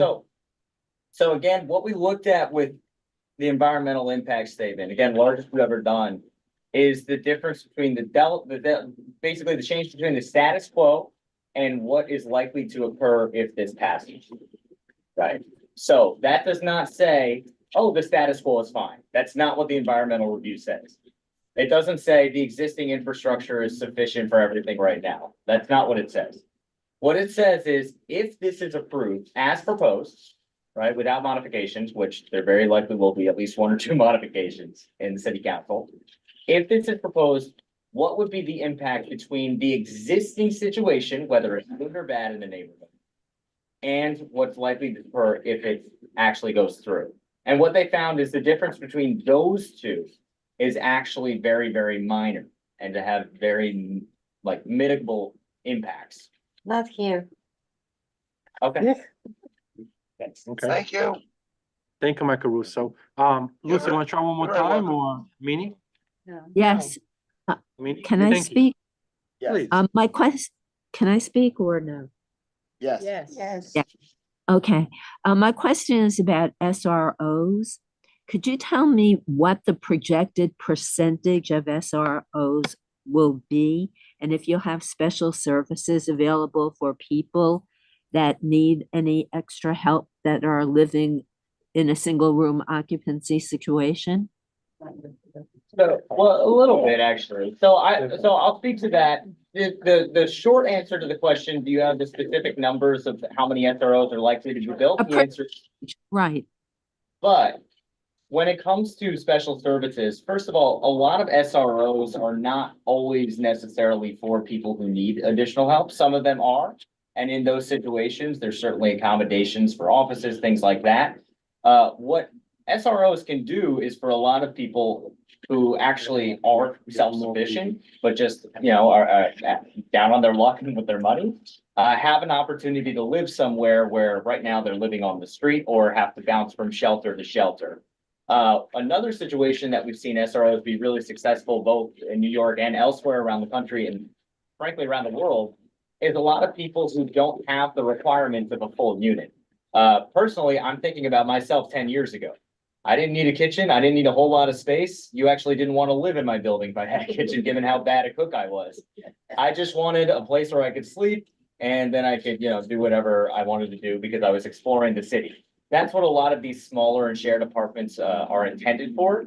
And what's special about that, well, I'll leave that alone at the risk of digressing too much. When it comes to supportive housing, I will say in the universal affordability preference in the high density neighborhoods, I said that the delta between what's there today and what would be permitted in the future has to be fully affordable. That also could be fully supportive housing.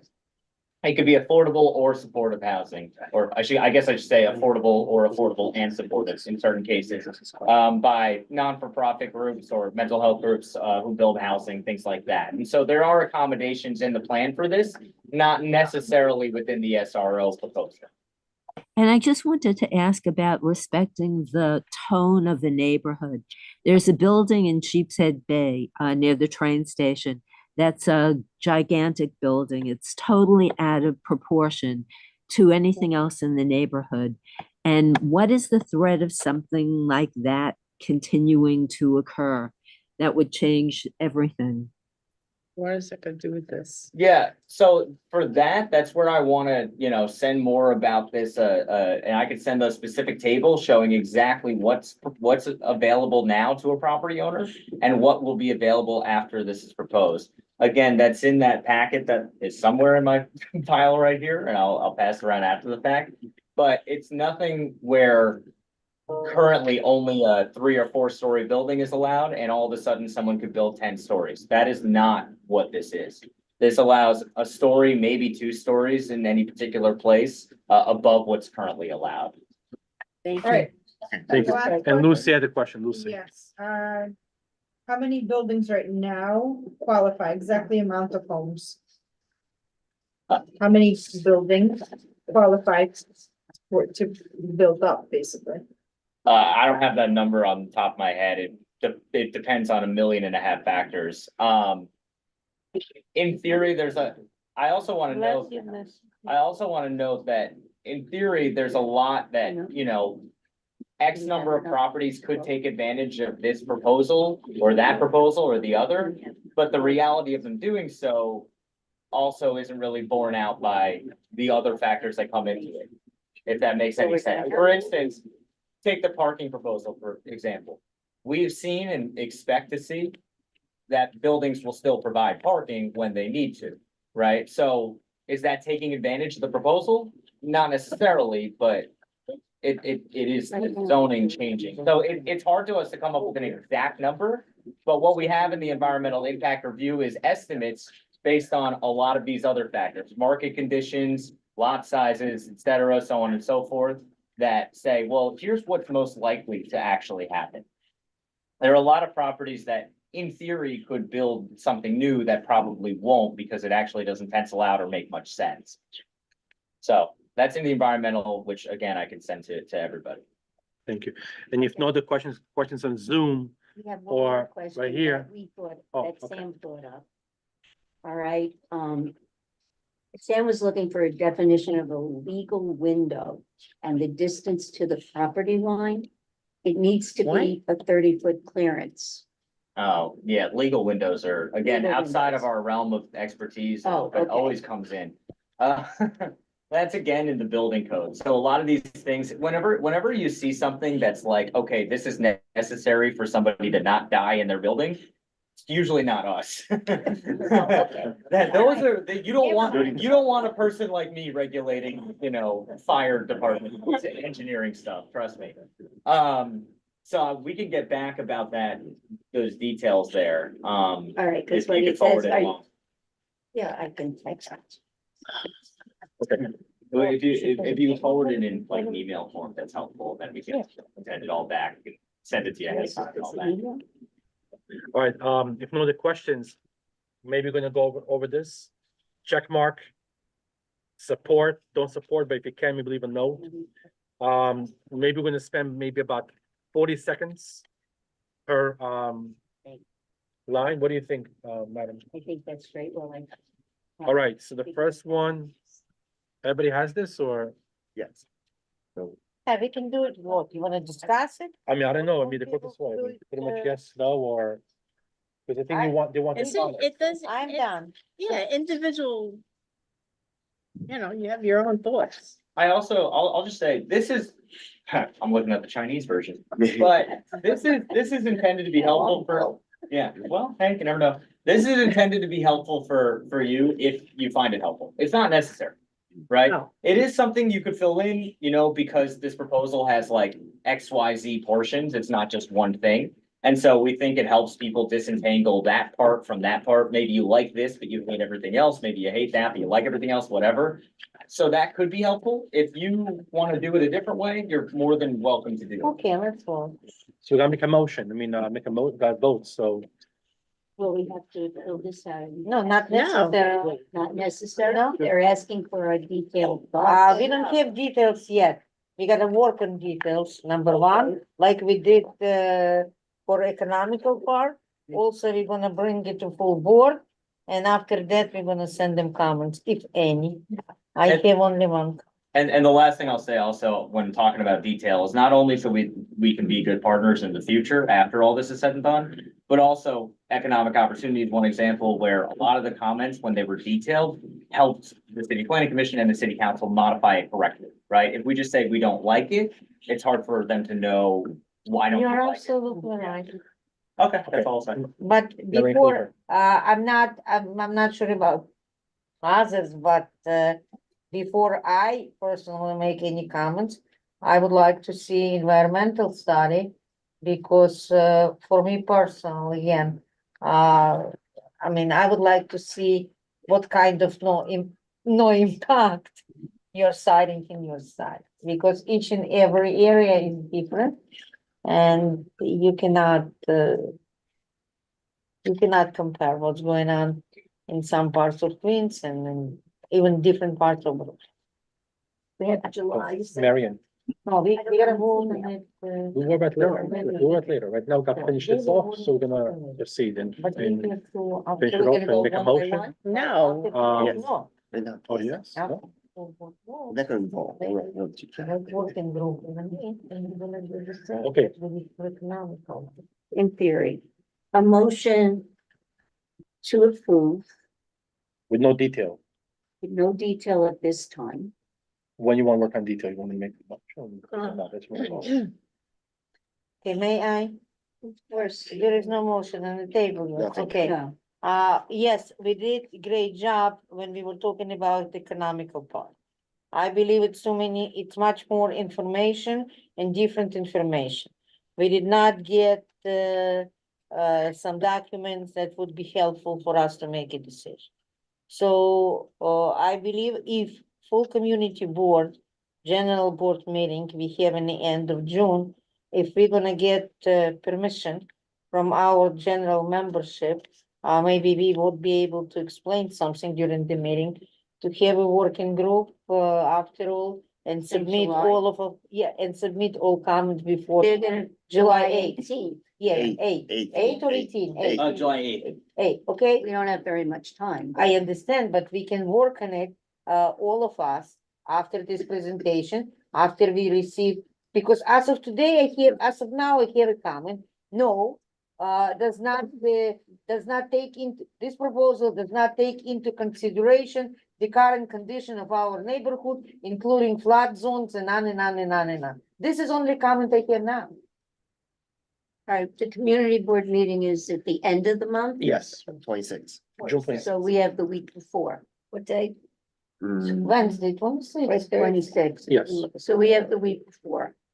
So everybody You have look the at their 20th, is the calendars and 20th figure it out. is the only date that's I available. made it into an email, but I don't know your email. Okay, where about, you can get. We can rid do of it later. Yeah, it's not- okay, what is the conclusion?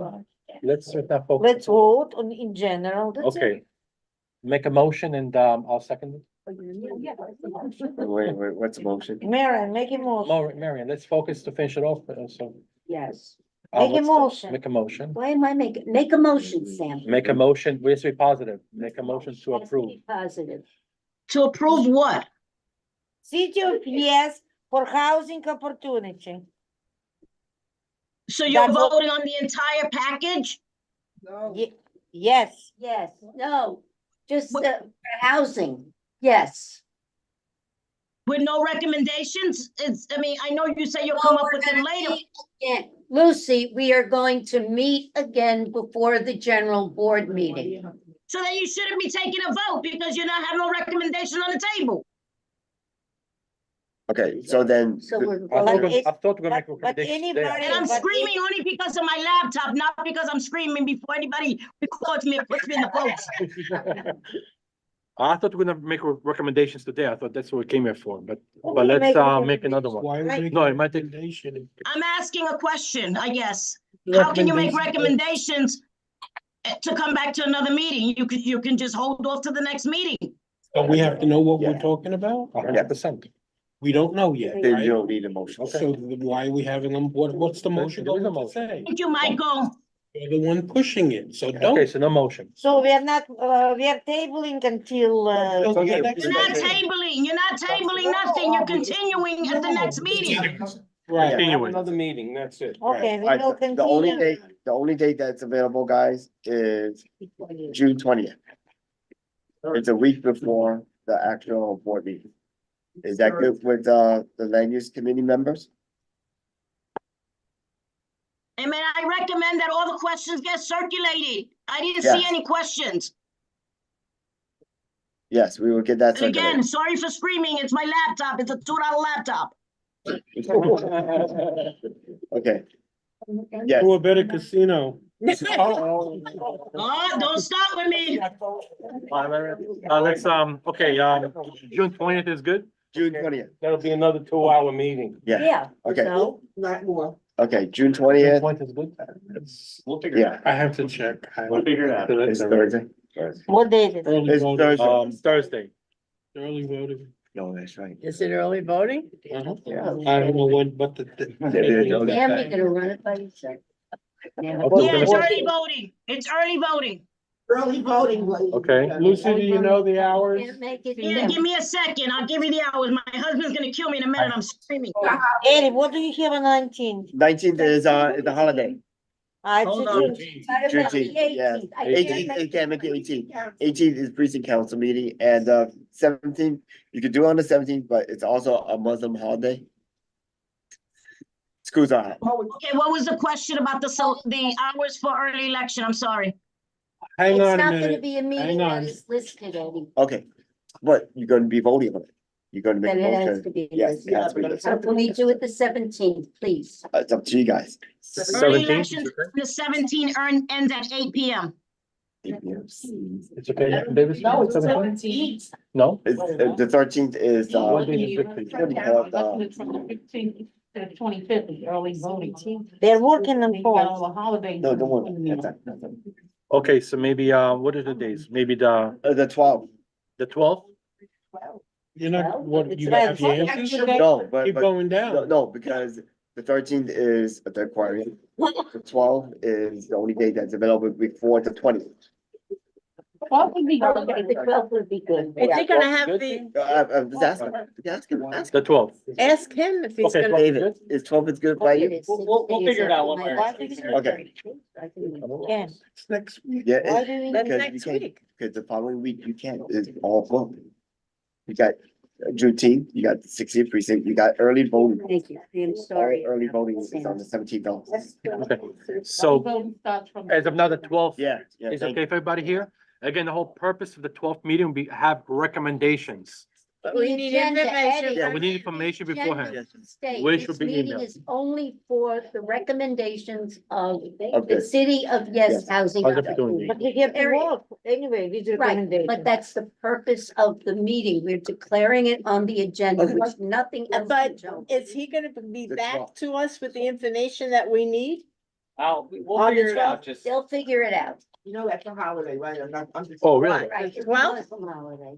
No. Jewish. We're yeah. talking about the It's a Jewish 12th. It holiday. is a Jewish holiday too. Yeah, it should. Mhm. That's up to you guys. I hate to. Does that affect anybody in this room? Not me. No. Anybody on Zoom gets affected from June No, 12th? but that's voting, the early voting, Early voting. the whole week.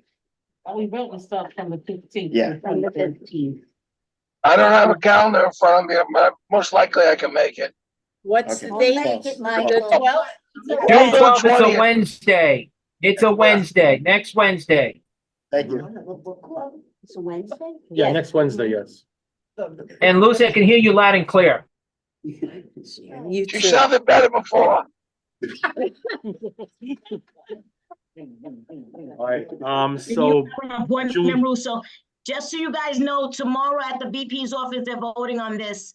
And I'm gonna abstain on the vote because we don't have a vote from the full board, just letting you know. But Okay. how can they vote on it if half of Because community they have vote? the right to vote. They're doing it within their time bracket. Yeah. Doesn't come after the community boards, comes when they're ready to vote as well. So I have actually, to what we have to abstain. say doesn't mean anything. Abstain. We're Yeah. okay? Doesn't mean anything anymore. Abstain. It does, Well- right, but I'm just giving you guys the information. Okay. Okay, Thank you, Lucy. all right, so Motion thank you, to adjourn. motion to adjourn. To Thank you for adjourn. coming tonight. Yes, Thank you. thank you, guys. All right, the 12th. Everybody, appreciate it. Thank you for having us. Ashley.